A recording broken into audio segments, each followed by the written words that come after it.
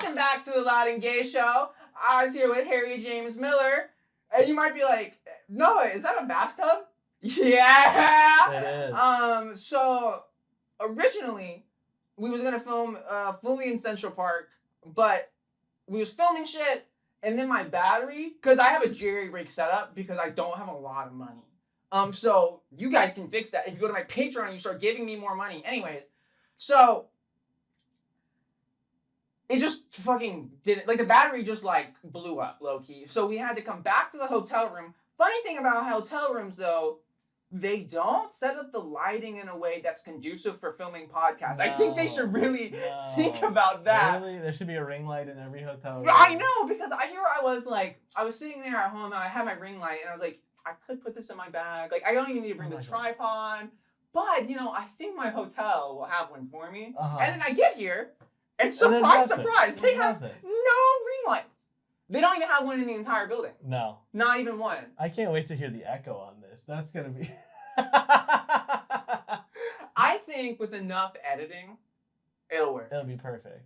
You can do anything. Yeah. You can do anything. You can believe anything if you believe hard enough. You put enough effects in Premiere Pro on the audio. If you put enough denoisers, it sounds perfect. It sounds great. It sounds great. It doesn't sound like it's like been EQ'd and muffled or anything. No, not at all. Not at all. Especially because like your mic is definitely picking up my audio. Oh, absolutely, absolutely.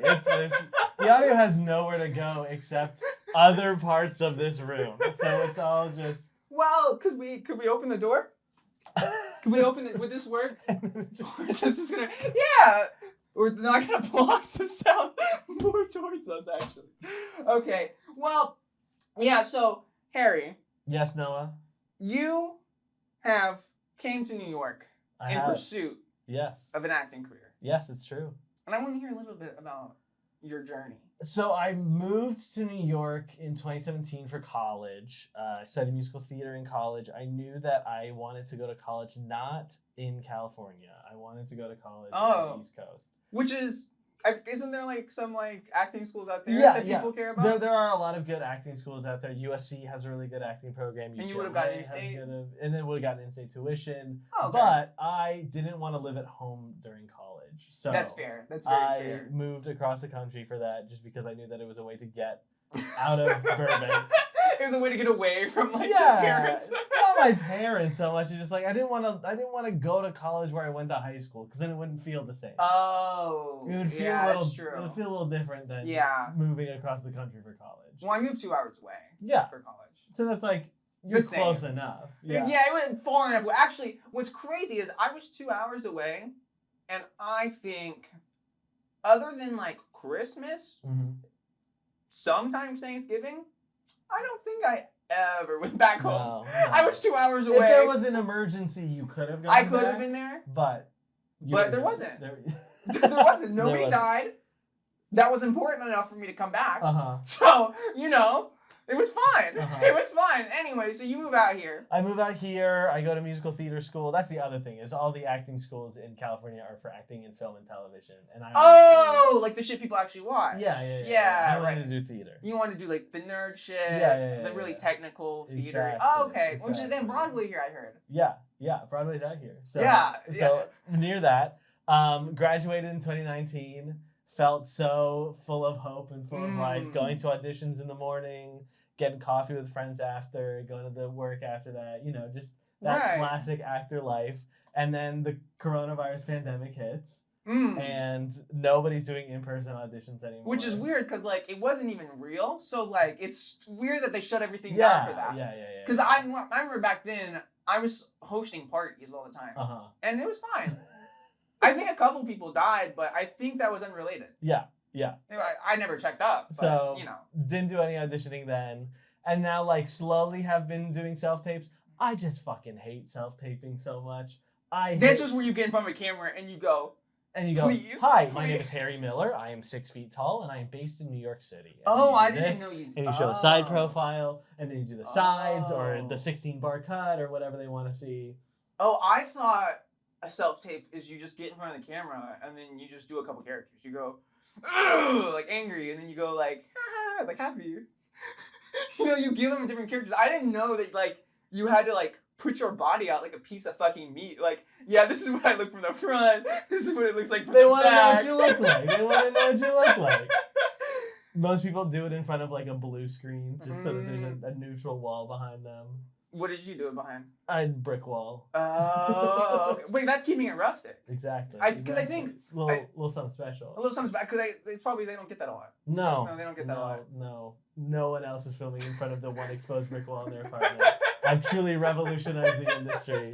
Okay, so in terms of self-tapes, auditions, what's been happening? Like any crumbs? Every job I've ever gotten as an actor, as an adult, was because I knew somebody else who was already in a show, and they were like, "Hey, do you want to be in this?" So I did a short play where I played a member of the Hitler Youth.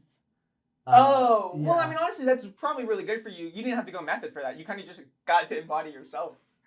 That one. It is very funny. Like, every teacher I had in college was like, "All right, so you're gonna do comedy. You're gonna do funny things." And then the first two jobs I got were that one and the musical The Scottsboro Boys, which is about it's a musical based on the real life story of these boys, a bunch of black men who were wrongly accused of assaulting a white woman in Scottsboro down in the South. And you got the lead for that? No, I was the one white guy in it.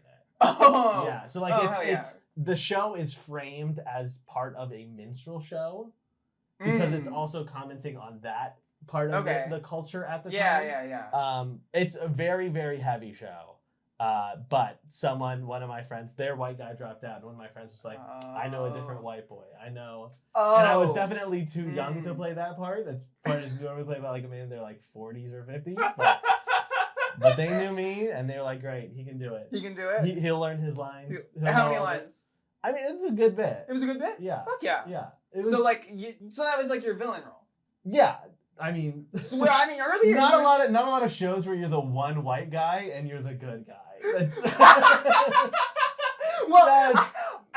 Honestly, I think that goes to the other way around because it's either the one like person of color that is like the supporting best friend that is just there to make like the white guy look better. Yeah.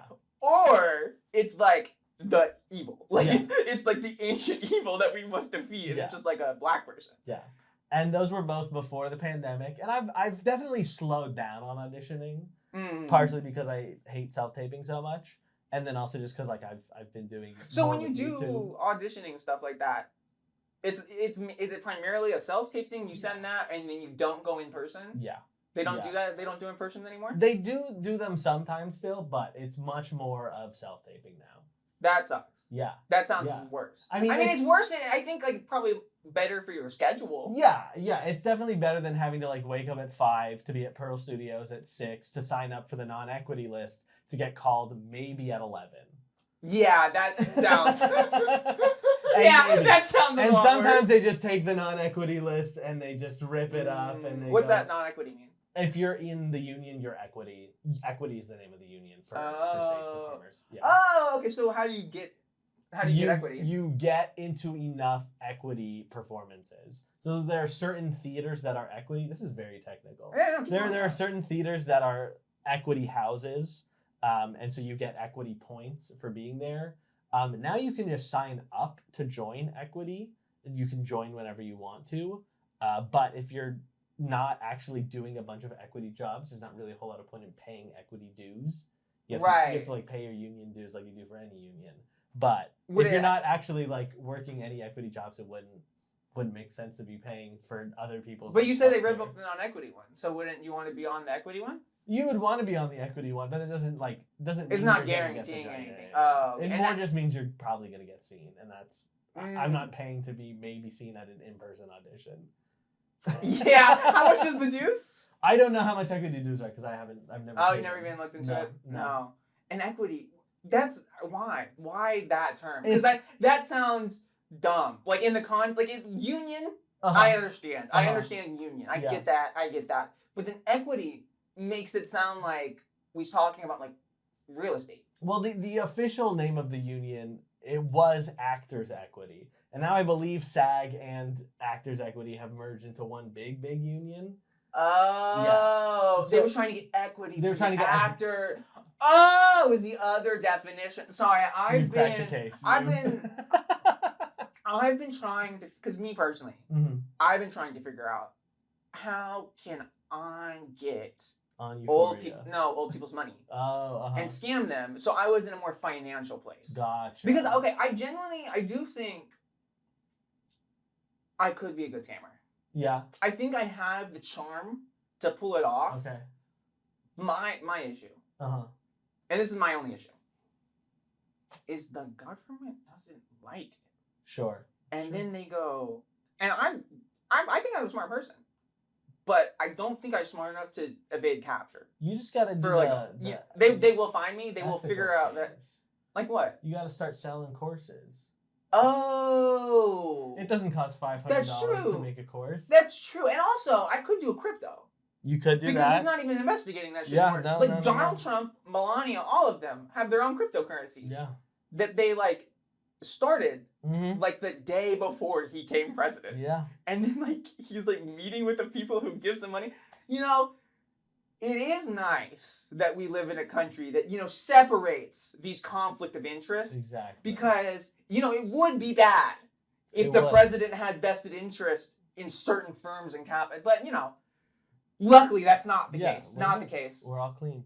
All clean. So, in terms of like so you do the self-tape stuff, Uh-huh. and that's it. That's really it. That's for really right it. now, yeah. So I'm more focused on making YouTube videos because like I'm actually having success there. like that is true. Yeah. Those are where the success is right now. And like eventually, if like things go well enough with YouTube, then I'll have maybe I can be Connections. stunt cast like Cameron Dallas. Do you know he was in the Mean Girls musical? No, I actually can tell you, I know nothing about the Mean Girls musical. Well, Cameron Dallas was in it, and he was very bad. Didn't he? Was the guy that died?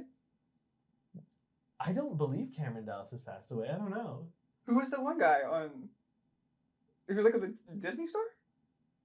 I didn't watch Disney. I don't know. A guy who worked at the Disney store who died? No, he was a Disney star. Oh, the guy who was on Jessie.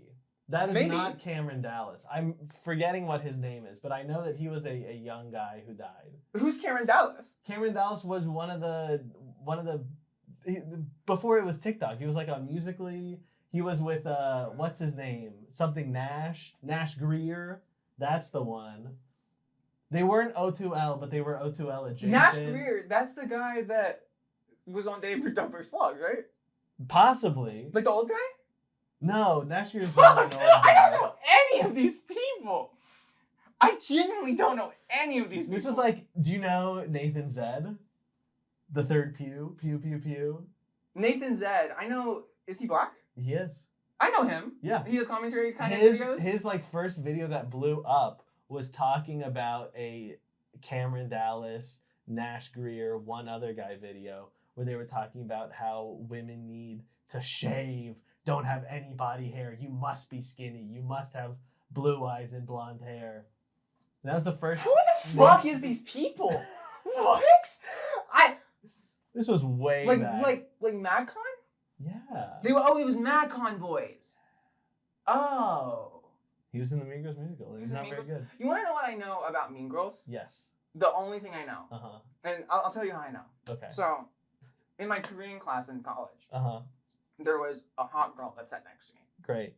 Good for her. and I walked in the first day, and I was like, "Oh, she's hot." Uh-huh. And then we didn't talk. We talked Sure. a little bit. I think first day she complimented my like outfit and everything, and I was like, Great. "Okay, all right." We didn't really talk. I learned after she broke up with her boyfriend that she had a boyfriend, and then I was like, "I guess I can make a move." Uh-huh. So I told my best friend at the time, "Oh, I was gonna make a move on this girl," and he was like, "Oh, okay." He also had a crush on her. So what he did is instead of backing off because I was like, "Hey, whatever," he goes and he flirts with her, and then they go to go study that night and hook up. Uh-huh. Now, I guess after they hooked up, they was sitting there pillow talking, doing whatever you do, and then he mentioned that I also had a crush on her.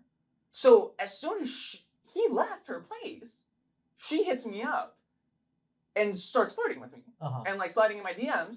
To which I send to him, and he goes, "Go for it." And I was like, "Okay."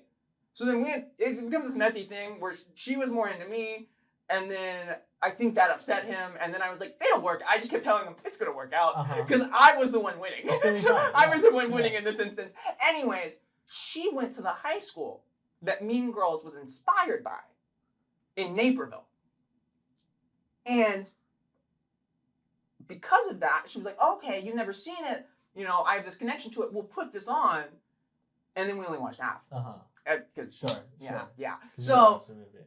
right, and Uh-huh. then that's what I know about Mean Girls. Wow. That's so you have this side of like the film, and you care about all these things, these musicals. Uh-huh. And for me, the closest connection I have to this stuff is I once had sex with a girl who went to the same high school that it Great. was inspired by. Wow. You know, Lucky like you. 2004 classic. Just what a film. What a film. what a film. The new one, not very good. They made a new one? Yeah, the new one is the musical, but it's a movie. So they made the Mean Girls in 2004. They made, Which is a good. Great I movie, watched great it. movie. Yeah, good movie. and then in 2018, 2019, they made the musical, and then in 2024, there was the movie based on the musical, based on the movie. And That's too many bass odds. and Renee Rapp's in it, and What? Okay, this is true. This is real story, 100% true. Genuinely, for 2 years, I've heard about Renee Rapp, Uh-huh. and as a lesbian, I've seen a lot of other people like salivating over this lady. sure. And I was like, okay, I mean, she's pretty, whatever. But just because her last name was Rapp, I thought she was a white girl rapping, and I was like, this is not for me. Like, I think Sabrina Carpenter was like a woodworker. Like, what do we? No, I don't actually work on a mill. That's just what someone in my family did generations ago. Well, I thought that was like her stage name. I thought that was like a stage name Uh-huh. that she made because she was like doing a rapper thing, and I was like, that is the type of name a white person would pick to do rap. Sure. And What does Renee do? Renee Rapp. okay, you also have to understand. I only ever seen her in like interviews Uh-huh. and like people being like talking about her in like a hot way, and then I heard like vague mentions of music. Sure. So you gotta understand, in the back of my head, I have minimal interaction with this like lady, Gotcha. not consuming anything about her. Uh-huh. Because also, like, she's just not my type. Like, everyone's salivating over blah, blah, blah. And it's like, sorry, she kind of looks too much like my Wow. mom. Like, you know what I mean? Like, I can honestly say I don't. honestly, I I don't don't know even what think you she mean. looks like that much like my mom. It's just like, I don't know. There was something, it's just not my type. Not my type. Hard to put into words. That's okay. Hard to put into words. No one's forcing you to be attracted to Renee Rapp. Well, It's no, okay. you don't understand. The lesbian community actually, it is kind of like forcing me. The way they try and shove that lady down my throat, and it's like, no, I don't want her down my throat. And no, it's okay. So I was trying to maintain a distance because she wasn't my type. Everyone's salivating over her. Makes me a little jealous because, you know, I want to be an internet heartthrob. Uh-huh. And then she's taking my spot. It's Sure. really pissing me off. Sure. So then I was pushing her at a distance. And then one day, you know, I see her sing. I see a TikTok of her singing. This is like 2 months ago. Uh-huh. 2 months ago. I see a video of her singing. And I go, oh, like by music they meant like she sings? Uh-huh. So then I looked her up. And then I was like, oh, she's really good at singing. That's what she do. Yeah. Which really just rocked my world. Dude, because, you know, I'm so glad you could discover Renee Rapp 2 years after knowing who Renee Rapp is. I'm really glad. but like, yeah, I didn't know. Like, news to me right now that she was in a musical. Yeah, Like, she was. she acts? Yeah, she was in the Mean Girls on Broadway, the musical on Broadway with Sabrina Carpenter. Sabrina Yeah. Carpenter was in it too? Yeah. What? All the pop girlies right now are musical theater girlies. Well, I knew that. Yeah. I knew that like Sabrina Carpenter. Well, okay, here's my connection to Sabrina Carpenter. Okay, this is my connection. I once knew someone whose uncle actually filmed a wedding that Sabrina Carpenter's aunt officiated. Well, actually, it's like not even that close. Wow. No, so I never really watched Nickelodeon or any of that stuff growing up. I was a Cartoon Network. You didn't watch Bizarre with Sabrina Carpenter and Jake Paul? What? I love bringing the podcast to a dead stop. What? Just bringing it to a halt. What? So you never really watched Nickelodeon? So you watch Cartoon Network. Yeah, well, that was Disney, right? I never watched them either. Uh-huh. I was only watching Cartoon Network. Great. And sometimes Sprout, because they'd have Pink Panther. Okay. And I really fucked with Pink Panther. Gotcha. Pink Panther, great show. Uh-huh. He didn't even talk. He didn't even talk, and he's awesome. Anyways, so Sabrina Carpenter, I know her as one of my best friends I made in college, Gabby. Mm-hmm. She has been obsessed with Sabrina Carpenter. Okay. For since I've known her. Gotcha. And I met her my freshman year of college, which was back in 2021. And she's been posting up Sabrina the entire time. Great. And in my head, I was like, I didn't ever say this to my friend Gabby. Gabby, who's watching this now. I love you. I never said this to you because I didn't want to upset you. But I was like, why is my friend really into the washed up actor from Disney? Because I don't know. Because you gotta understand, from my mind, I know nothing about their projects, what people's doing, and if I don't watch them, I go, what? Who is this guy? Who is this person? And so, whenever they popped out and became the hit icon that they was, I was like, wow, my friend saw something in them. That that's crazy. That's why I can actually just wow. So you have the takes of a boomer while being so vividly a member of Gen Z.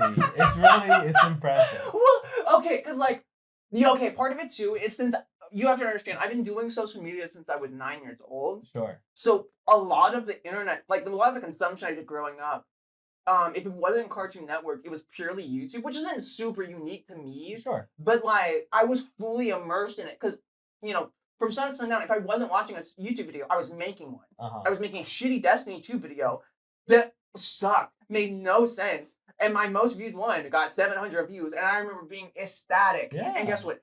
It had half likes, half dislikes, equal ratio. Wow. And everyone in the comments was like, "This kid is so fucking annoying." Just shut up for 2 seconds. Yeah. Just play the game. And I was like, damn, so that was what I was doing all the time. So I didn't have time to understand and learn about all these other people. But I feel like Sabrina Carpenter especially, she's really popped off in the last year and a half. Well, yeah, I knew years. about her then, Okay. but I remember 2021, it's longer than 2 years ago. It is. So this is before she popped off. Gotcha. This is whenever I don't even know what she was doing. She was singing or something. I guess on Mean Girls the Musical. She was on Mean Girls the Musical. Yeah. At some point I want to pivot into acting. Yeah? I've never done it. No? No, never done it. You should take an acting class. I want to. It's fun. No, I think it would be fun. But I think the thing that's holding me back right now is I don't want to give a guy my money. Sure. To be like, hey, yell like this. Pretend to be sad. Yeah, pretend to be sad. Uh-huh. Oh, actually, it wasn't sad enough. You got to do it again. Exactly. So, and my only connection to an acting class is I watched Barry. Uh-huh. So in my mind, an acting class is kind of just what was happening in that show. Yeah. Is that what it's like? I mean, it can be like that. It doesn't have to be like that. Sometimes Henry Winkler's there, but most of the time he's not. It's just I think it really, I have no idea what the acting scene is like. In Louisville? In Louisville, yeah. We got some people that do Shakespeare in the Park. Great. I love that. And we got some plays. Sure. And then there's some student films. Okay. Yeah, I almost signed up for a couple student films, a couple well, not student. It was indie stuff. These people, I didn't go to college. Mm-hmm. Which shame on them. Come on, guys, go to college. Give them your money. I'm fully in full support of getting every single college's endowment to the size of $1 billion. Uh-huh. That's just my thing, guys. You don't have to go for it too, but I think they should have more money, me personally. Uh-huh. Anyways, but I was looking at it, and I was like, that looks like it'd be cool, but then I'd have to make commitments and show up to places on time, and it's not paying me. Uh-huh. And that really just got on my nerves. That the whole concept of that. You never had a hobby? Yeah, I make my videos. I play soccer. Yeah, you have to show up. But no, that's different because you give them your money first. Yeah. There's a transaction of money. Is there not one? I'm confused. No, because they wasn't giving me money. I wasn't gonna be giving them money. I only operate on a transactional basis. Oh, okay, got it. Like Gotcha. right now, I ain't giving you money, so you gonna So I give have me. to. I better cough something up. Yeah, Give me your lunch money. Big money to be on the Loud and Gay podcast. Yeah, as you know, I think right now on YouTube, all the episodes combined, we have 3,700 views. Nice. Which I think in terms of AdSense is $12. It could be. It could be. It could be potentially. Could be. Could be more. Could be less. Be less. I feel like some of the time YouTube is just like, what number do you want it to be today? Because sometimes a video, I'll be like, oh, this video is doing so poorly, and I'll be like, oh, I'm actually getting paid this month. And then sometimes a video will be doing really well, I'll be like, oh, that's it? That's all? You didn't have... Yeah. You couldn't find a couple more dollars in the couch kitchens? I don't even know who the CEO is. I can't even yell at Susan anymore. I know. It's a guy now. It's a guy? Some guy. Susan died. That's not why she left YouTube, though. But she did die. Famously. Famously. Well, yeah, she was like a popular person like in the world. Like in terms of like. Was she a popular person in the world, or are we just aware of who she was because she's the CEO of someone who we have to file taxes with? I don't file taxes with her. What? Not like at the table with her. Yeah, I've never just showed up. You get a tax document from YouTube. They send you the 1099-G. Yeah, I don't remember if I was making. Well, no, I guess I was making money when she was still there. Yeah. And then I saw and then Ludwig interviewed her. Oh yeah, she was with YouTube for a very, very, very long time. I think the entire time. until this guy came in. Until this guy came in. Yeah. Yeah, I don't know anything about him. I remember his first idea when he came to YouTube was, we got to do NFTs. Oh, that was his big thing at the beginning, and that was short-lived. The NFT thing died. Do you think there's still NFT conferences? Because I remember that was a big thing. Was the Bored Ape Yacht Club was actually meeting. They were having people go to a convention center in Minneapolis and. In Minneapolis? That's where Gary Vee did his, but. Gary, yeah. What's he doing? I have no idea. Because the NFT thing died down. He was all on that. Is he kind of just doing Pokemon cards? Maybe. He's let me go to the garage. They're physical NFTs. They're. That's the only ethical gambling is Pokemon cards. My brothers, they really into the cards, and my brother, I don't know, he got some random pack that had a $150 card, and I was talking to him. I was like, "Oh, that's pretty good. Where's it at?" And he was like, "I don't know, somewhere in the house." And I was like, "Dude, you have $150 right there. That I know you don't want to sell it right now, but that is $150." But you could just get more Pokemon cards with it. That is true. Well, but no, I was talking to them, and they was like, "Well, because my brother." We was at this shitty arcade in Placid because there's nothing to do there. Sure. So you know what I did there? My mom, she got me $25. We just had $25 for all eight people. No, so she sent $20 at this shitty arcade. So I went to the the ones that you press the button and the coin comes down. And you push in the other coins. Yeah, like that. And I proceeded to spend all my $25 on that. I went and spent $35 more. And I just kept doing it.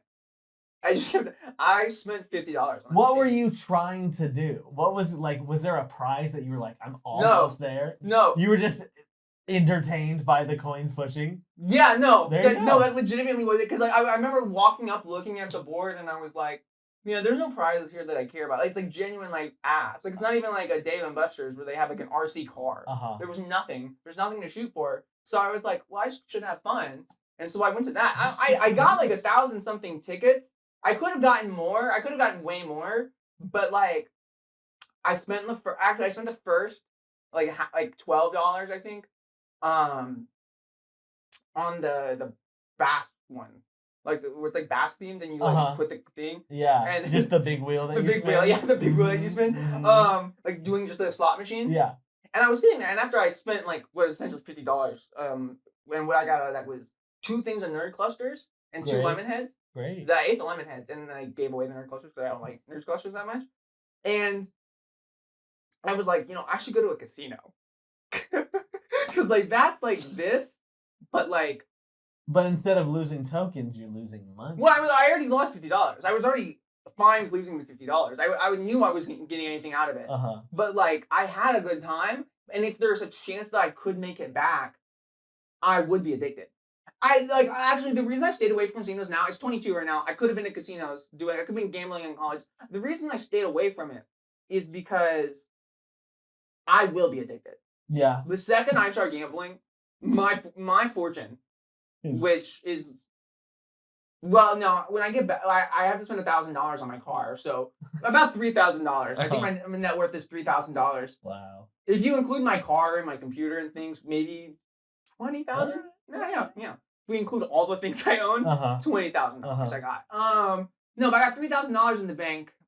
I'd probably get rid of that really fast because I don't think I'd make it back. I wouldn't. I wouldn't.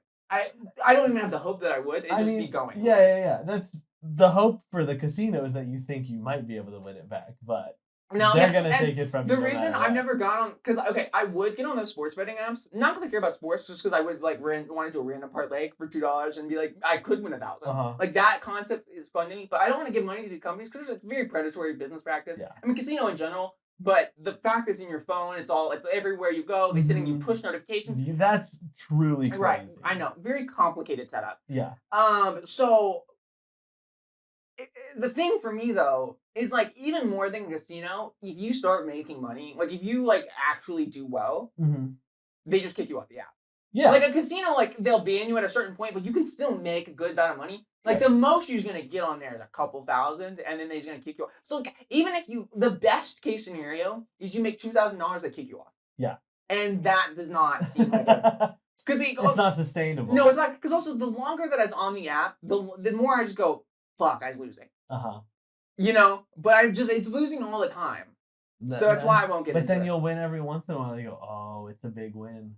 Oh, I knew it was gonna happen. I knew that. But I also don't care about sports like that. Well, then there you go. But they do have like poker, I think, now. That you can bet on poker? Like online though. Or like online poker. Oh, I thought you meant like you could watch a poker game and bet on who you think was going to win the poker game. You know what's crazy? That's a thing. For sure. That's for sure. People are gambling on gambling right now. And they're so it was crazy. Probably someone gambling on someone gambling on someone gambling. Yeah. I wonder how far that goes. It surely can't go much deeper than that, because then you're just like, all right, what am I even betting on? What's happening? So they have to win. So have you ever gone to betting? No interest. No. Why? Just didn't care. I like sports because I like the story. What's the story you like right now? Right now, the story is the Dodgers suck. They're so bad. Just the story? Well, they won the World Series last year. Did they? Yeah. I have no idea. That's why. Is the LA Dodgers? Is that they got the onesie from Japan? Yeah, they got Shohei Ohtani.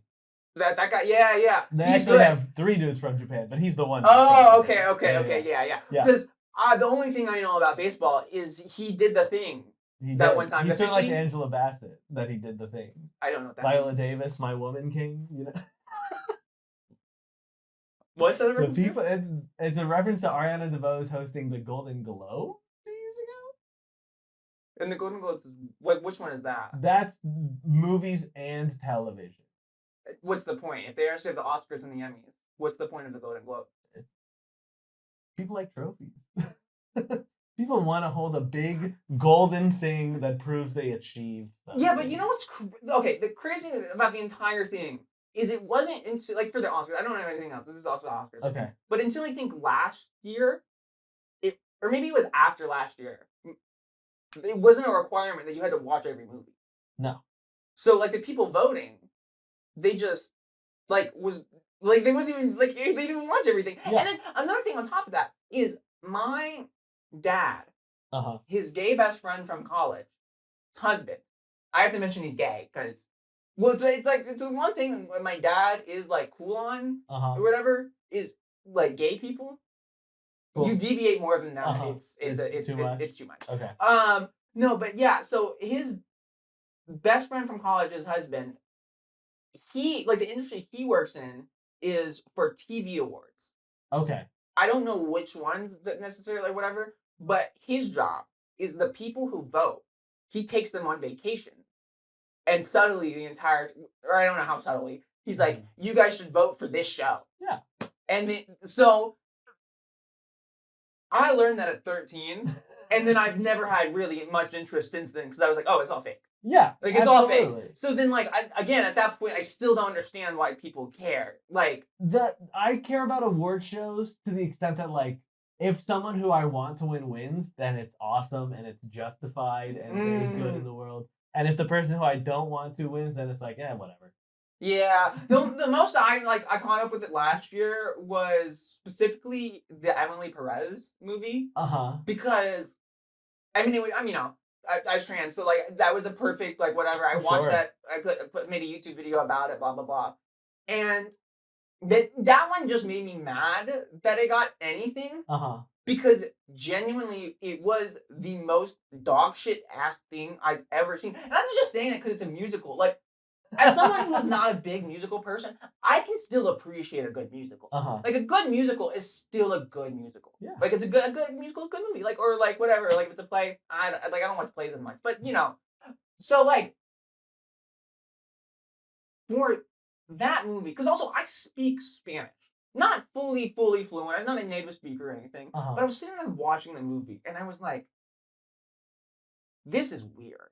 Yeah. Like the way they's talking just sounds bizarre. Like it's, I mean, this makes sense for given how the show was made, like how the movie was made. It sounds like a French person learned Spanish and then tried to write Mexican Spanish. Yeah. And then there's a line in the song where the kid of the like drug guy, the drug like pin lord girl, whatever.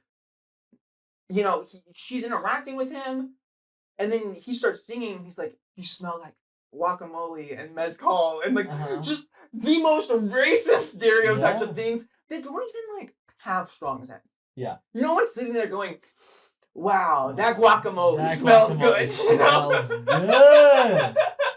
So like it was just that. Also, just a lot of stuff that didn't even make sense about being trans. Okay.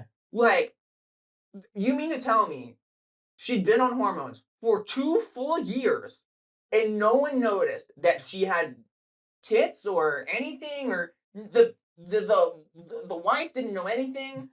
The entire never was like, wow, babe, you got some fucking honkers on ya. Like that never came up.